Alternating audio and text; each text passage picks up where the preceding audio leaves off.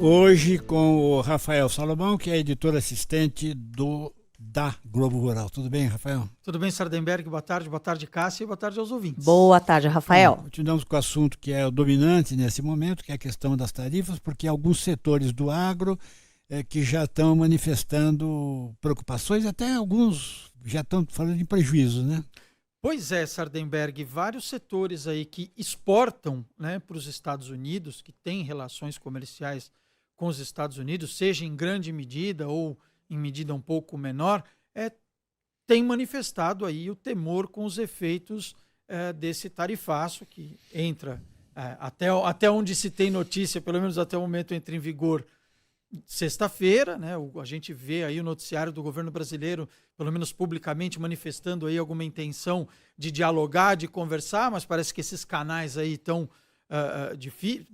aparentemente difíceis de ser abertos e, claro, né, assim como outros setores da economia que têm relações com os Estados Unidos, o agronegócio também se preocupa, notadamente alguns setores aí como carne bovina, suco de laranja, né, café, né, que são setores, madeira, que são setores que têm negócios aí com os Estados Unidos. Hoje mesmo, lá na Globo Rural, uma reportagem que está publicada, inclusive, no nosso site, a indústria de suco de laranja, falando aí num impacto anual aí de 792 milhões de dólares, o que seria mais ou menos equivalente aí a 4 bilhões e 300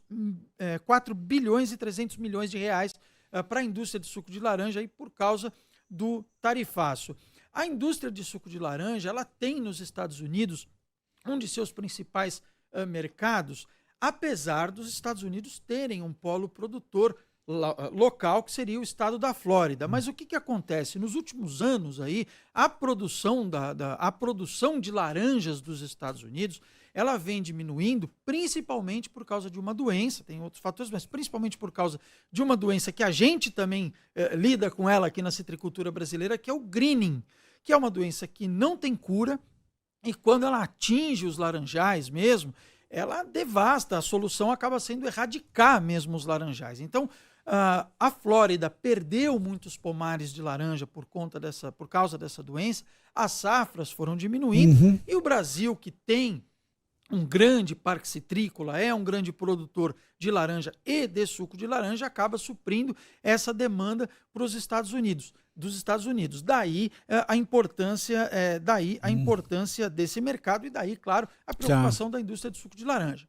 E você falou que também teve problema na indústria de madeira, já sente efeitos. Pois é, principalmente no Paraná veio uma manifestação aí das indústrias de base florestal, como é chamado esse setor, né? Lá do Paraná estão bastante preocupados porque os Estados Unidos são o principal mercado para alguns desses produtos, alguns produtos desse setor. E lá no Paraná já tem indústria, inclusive, falando em férias coletivas, em ajustes de produção, tem questões aí, algumas indústrias, segundo a associação do setor, segundo o que a associação do setor falou, informou a nossa reportagem, já tem questão de cancelamento de contratos, suspensão de embarques, porque tudo acaba ficando na incerteza. Né, Sardenberg, à medida que as janelas de exportação vão ficando mais curtas, ou seja, à medida que vai se aproximando a data de entrada em vigor do tarifaço, você acaba tendo cada vez mais incertezas sobre o transporte da carga, o fluxo da carga, se essa carga que, por exemplo, uma carga que já está no mar, por exemplo, no caso de uma exportação por navio, e se essa carga chega depois de 1º de agosto lá no Porto Americano, como é que fica? Ela já incide? Não, vale a data do contrato? Vale a data do contrato ou vale a data do desembarque? Então, tudo fica envolto em muita incerteza. Eu cheguei até 2 semanas atrás conversar bastante com produtores de mel. Por exemplo, esse setor tem uma preocupação também muito grande, porque tem nos Estados Unidos largamente o principal mercado, a diferença do que os Estados Unidos compram de mel brasileiro é muito grande em relação ao que outros mercados compram, e eles temem também.